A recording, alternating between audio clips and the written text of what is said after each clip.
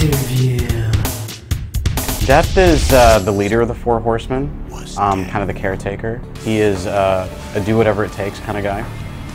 Very versatile, very resourceful, believes in protecting his kin and defending them at no matter the cost.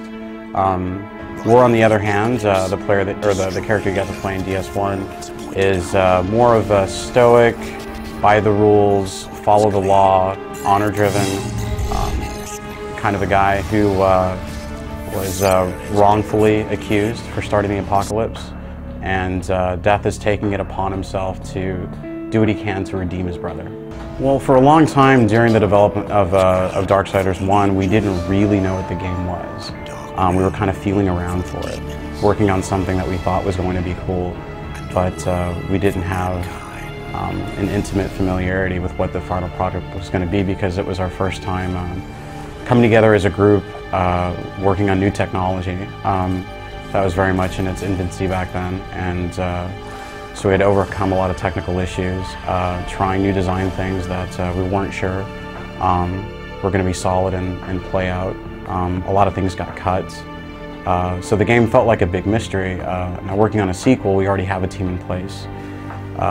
During DS1, we had to build a studio, build a new IP, and build technology at the same time, and that was tough.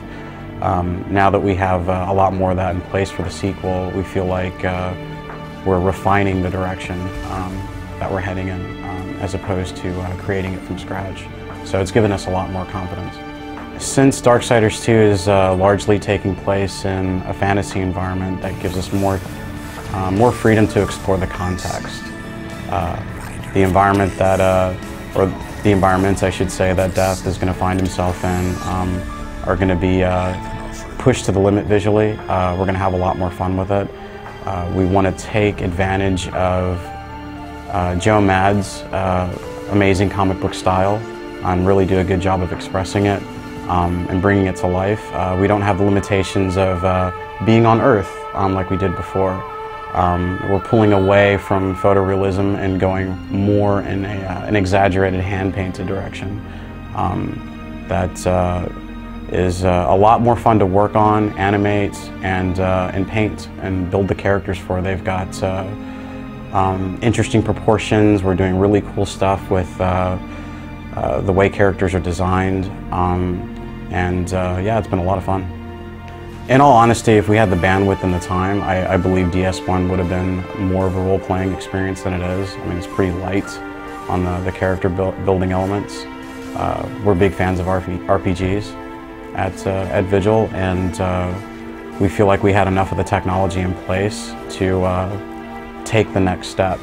A lot of things that are great about sequels is you end up adding the features that you really wanted the first time that you had to cut because you just didn't have the time or the budget.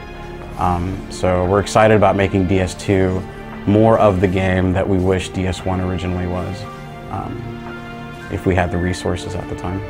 I can't give you a release window just yet, but we are planning a sim ship on 4 platforms, so PC, Wii U, PS3, and Xbox 360.